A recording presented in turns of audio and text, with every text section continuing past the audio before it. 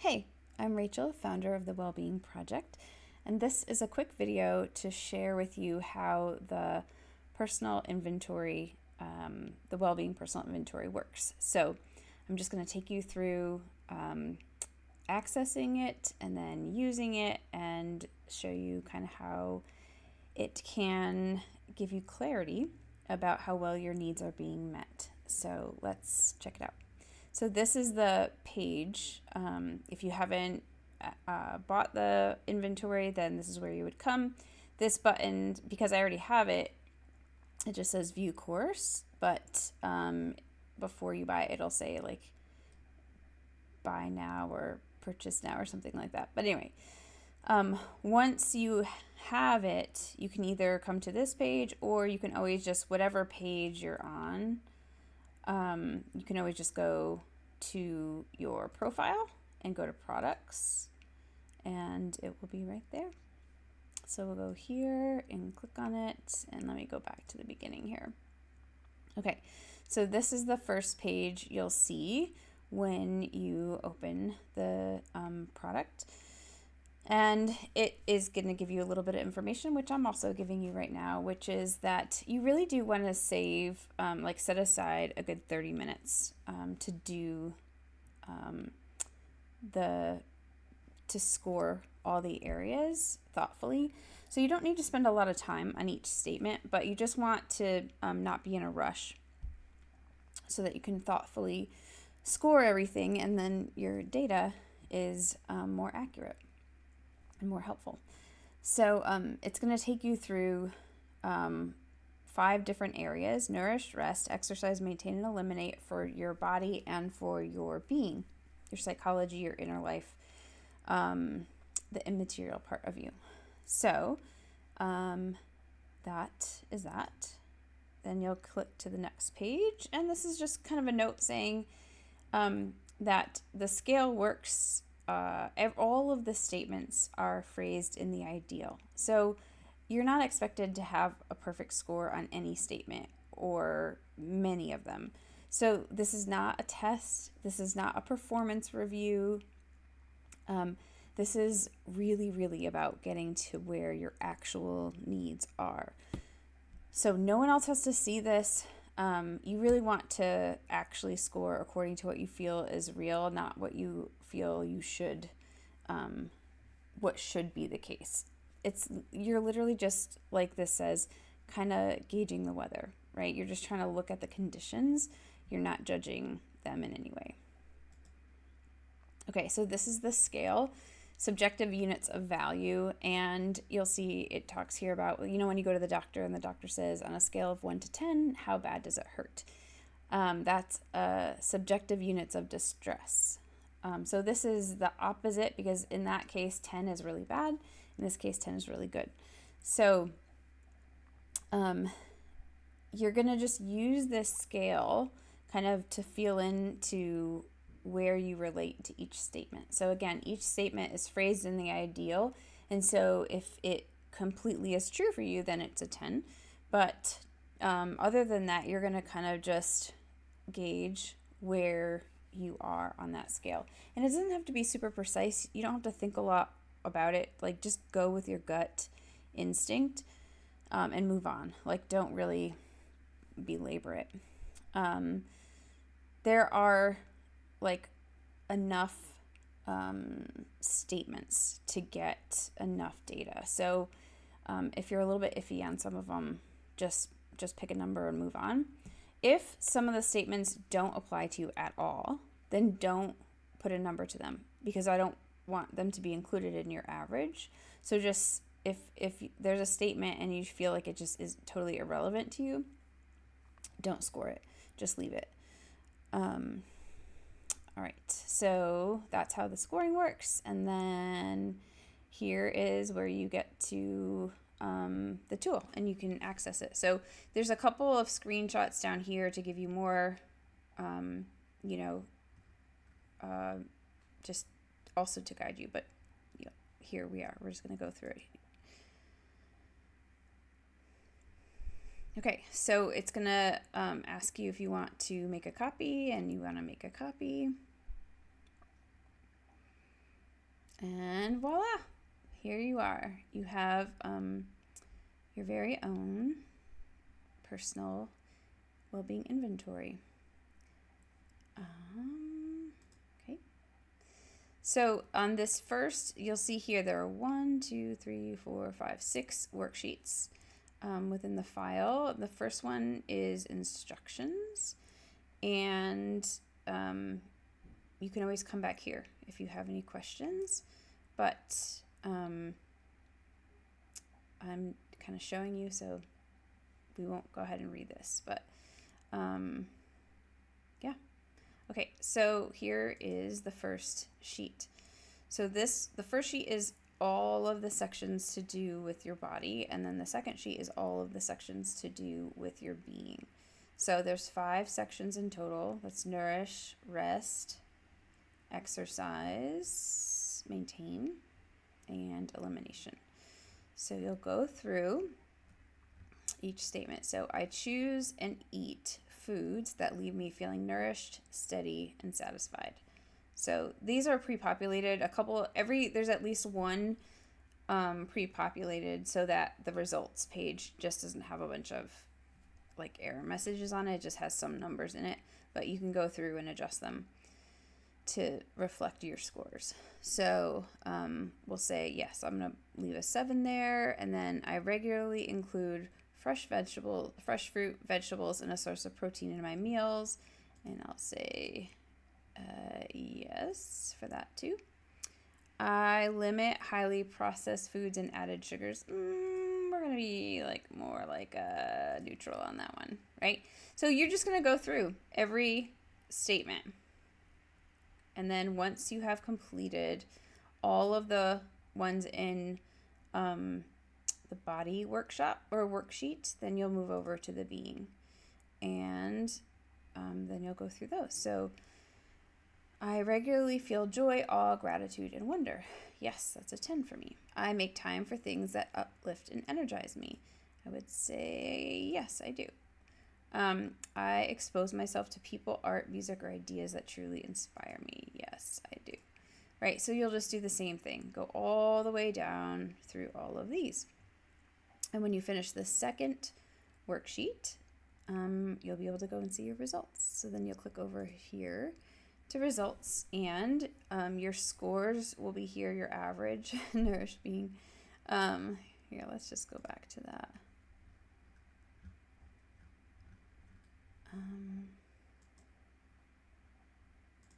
I don't know if that's going to change anything, but let's just do, I don't know. Okay, yeah. All right.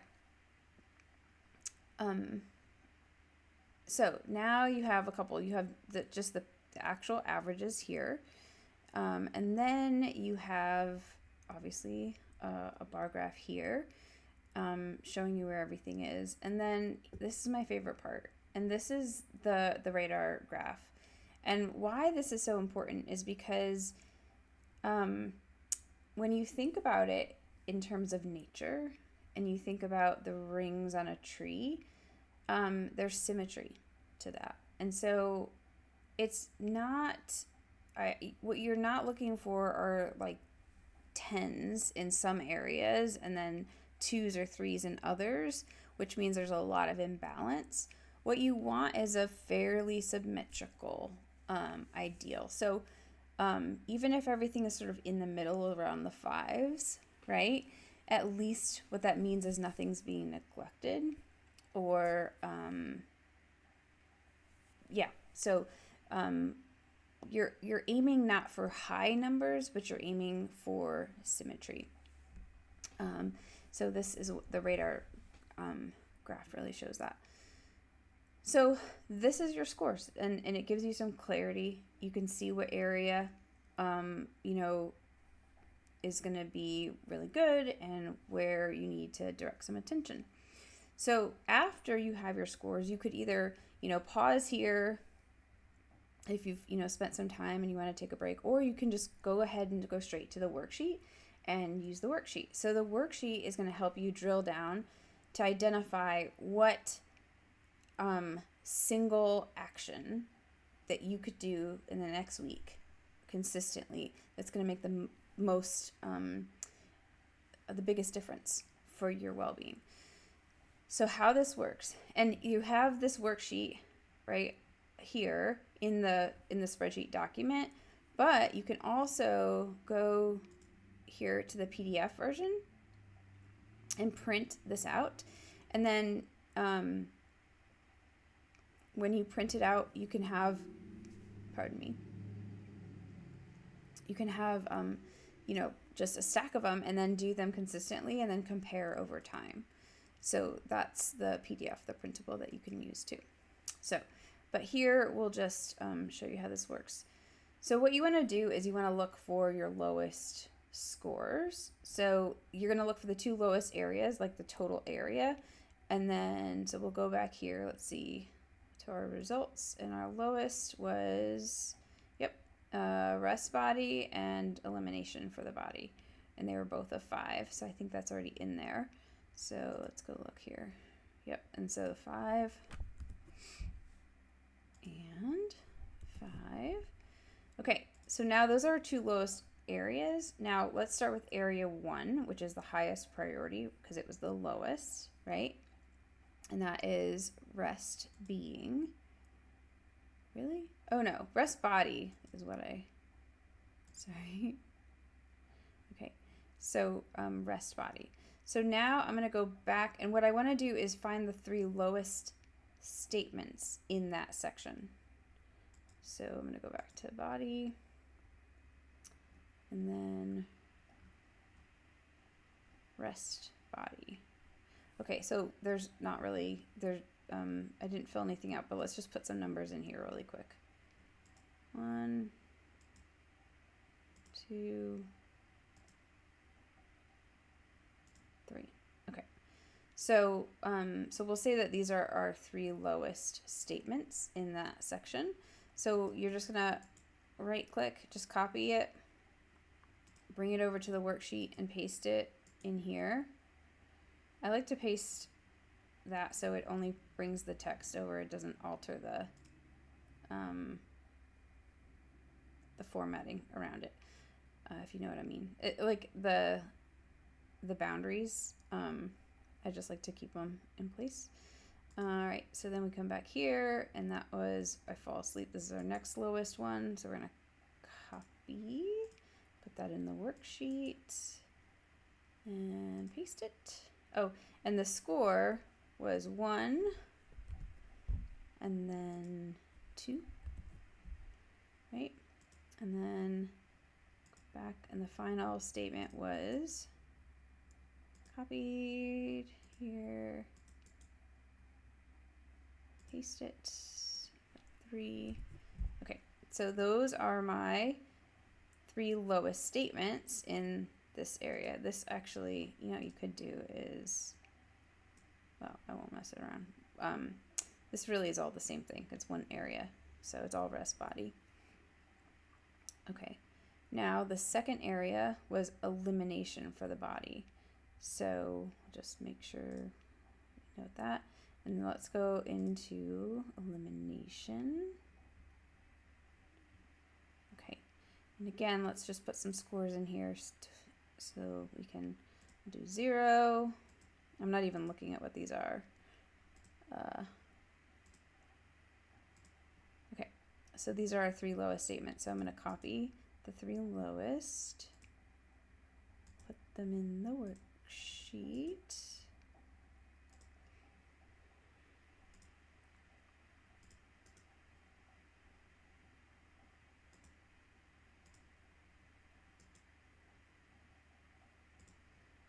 All right.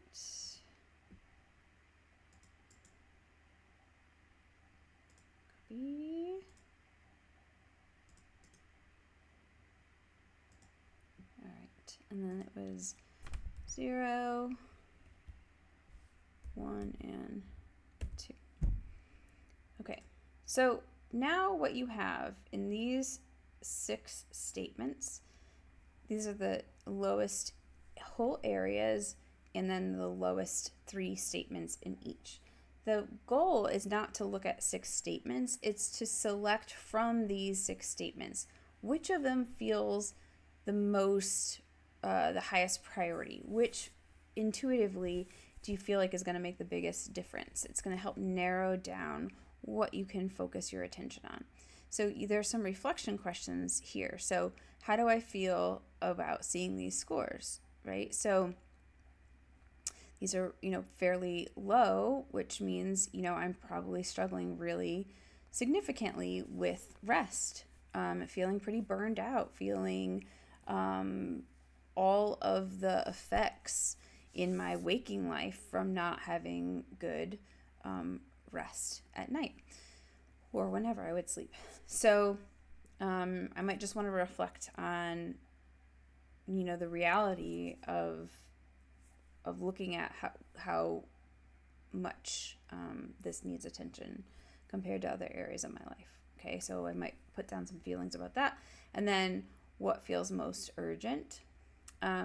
So between elimination, now let's say I'm struggling with constipation, I'm struggling with sluggishness, I'm having uncomfortable gut issues, and then of course my gut is connected to my brain function, so I'm feeling foggy and I'm really struggling. So gosh, between that and poor rest, this would be a really difficult state to be in, right?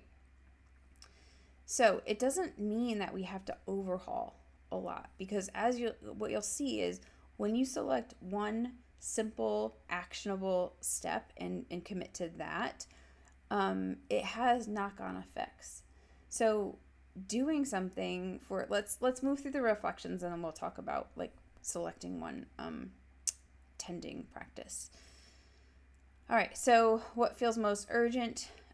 Is it my gut issues? Is it my poor digestion? Or is it my sleep? So let's say I'm going to go with sleep, that it's just this really burned out state that I am in from a lack of sleep. Now, what are the obstacles that could get in the way of me addressing this? Well, one of the statements here is I go to bed and wake up at consistent times. Well, let's say I am someone who works during the day, and I am studying, like I'm studying for a degree, either at the local university or remotely. And so I'm doing a lot of coursework after work, and I'm a single mom. I've got 2 kids.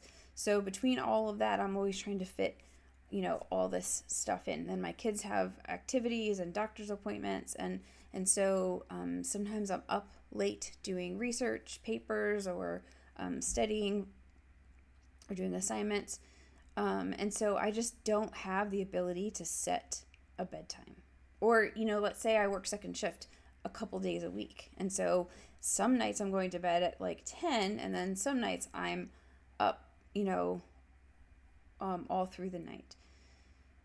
So I don't have a lifestyle where I can just go to bed at a certain time and wake up at a certain time. That's just not possible for me.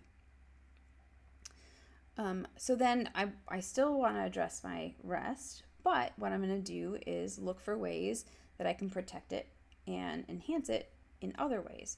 So it could be anything from getting blackout curtains, right? Paying attention to what's in my room. Maybe my room is crowded. I use it as a workspace. I use it as a pile for all the laundry that I'm not folding. It's really crowded. It's not restful. And then I end up laying in my bed and scrolling. And so I might pick one of these areas, because, so anyway, going back here, it said, what are the obstacles? So, as I mentioned, having a lifestyle where I just can't actually have a consistent schedule is an obstacle. So I have to come at it from a different angle. Here's a last reflection question. What would it feel like to score like an 8 or a 9 in this area? So I might think, gosh, imagine if I were just well rested all the time. That would change my life, right? So yeah, that would feel really amazing. Gosh, I want to feel really rested, right? So Now I'm going to focus on making this action item. And so here's one that I've actually used in my life and I had to implement, and that is avoiding screens and digital devices in the hour before bed. And actually, what my practice is to put my phone on the dining room table, because sometimes I'll wake up in the night and it's really hard not to grab my phone. And if I do that, it's going to prevent me from going back to sleep. And so when I put my phone in the dining room and leave it there and then just use a normal alarm clock to get up in the morning, it on average gives me another hour of sleep. And over the course of a week, that's 7 hours. That's a whole extra night of sleep that I gained just by putting my phone on the table and not having it in my bed with me. And 7 hours of sleep, a whole extra night of sleep once a week, is going to dramatically improve a lot of things. It will have a ripple effect through my life. And it didn't take an overhaul. It didn't take a whole new fitness routine. It's just one simple practice, and that we begin to accrue these benefits. Now you can come down here. So I would put down here, leave the phone on the dining room table and use the bedside alarm. And then I can use this area if I want to, track how many nights I did that. So you want to think about aiming for at least 5 nights of the coming week, or 5, whatever your practice is, 5 days you accomplish it. And then a week later, kind of think about, so how did I do? Did I get it 5 times? If I didn't, then maybe I want to try again for the next week. Just keep going with the same practice and try to hit at least 5 the next week.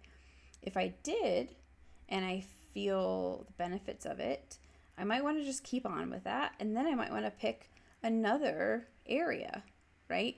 And add, maybe now I want to talk about like the gut issues and add something in here. Like just, not only am I going to leave my phone on the table, but now I'm going to have a big water bottle that's designated, and I'm going to drink it all the way down twice a day, right, in the course of a day, and do that consistently and reset my hydration levels in my body. Well, if I get on average, an extra night of sleep, it's like another 7 hours of sleep per week, right? And then my body is now well hydrated, that will affect every function in my body. It will affect my cognition, it will affect my detoxification, it will affect my digestion, it will affect my immune system, it will affect the delivery of oxygen to every cell in my body, because when I am well hydrated, my blood viscosity is higher, and so it is able to deliver oxygen more efficiently to every part of my body. And so you can see that this doesn't take a whole new boot camp.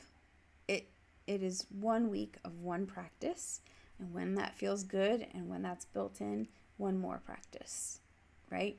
Down here at the bottom of this worksheet, you will see a table. Now this is just to give you, there's one example in each area, just to give you an idea of, or a couple examples in each area, just to give you an idea of what kind of goal or what kind of task or tending practice you're aiming for.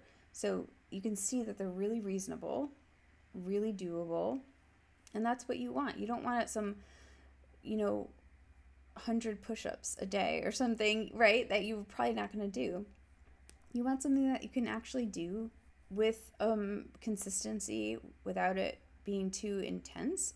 It's just building the practice in. So these are just kind of example items. You can use them, or you can just use them to help you figure out what works best for you. So that's how the worksheet works. And then of course you can just come back and reuse this tool.